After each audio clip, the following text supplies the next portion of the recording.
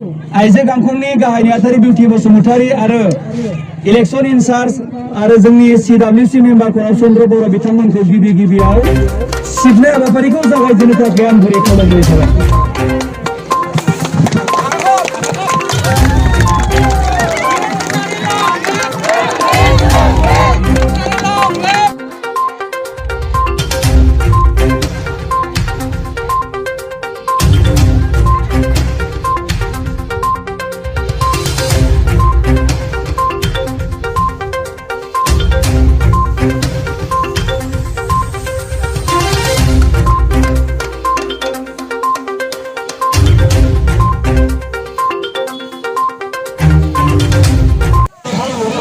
दिनै 2 नं सालबारि समस्तिनि सिङाव थानाय नैबे सालबारि प्राइमारि आरो बे सालबारि प्राइमारिनि दैदेननायाव दिनै नैबे सालबारि बाजार बे बाजारखौ सिबनाय हाबाफारि लादों।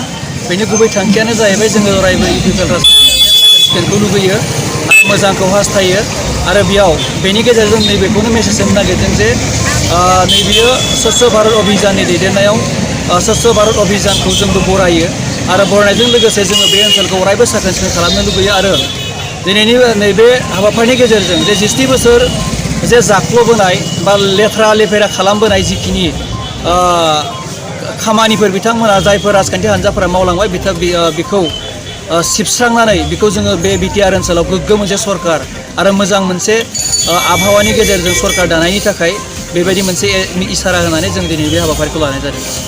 सालबारि समस्ति हिसाबै माबे जायगायाव बे हाबाफारिखौ लादों नोंथांमोना? सालबारि समस्ति हिसाबै जोङो दाखालियो नैबे रुपुइ प्राइमारियाव लाखांबाय जोङो मोनफ्रोमबो प्राइमारि हिसाबाव बेखौ लानाय जादों।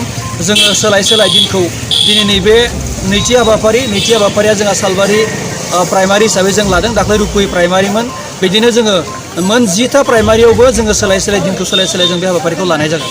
नैबे साफाय अभियानाव जोंनि सालबारि प्राइमारिया साफाय अभियान हिसाबै जों सालबारि बाजारखौ गिबियावनो खालामग्रोबाय।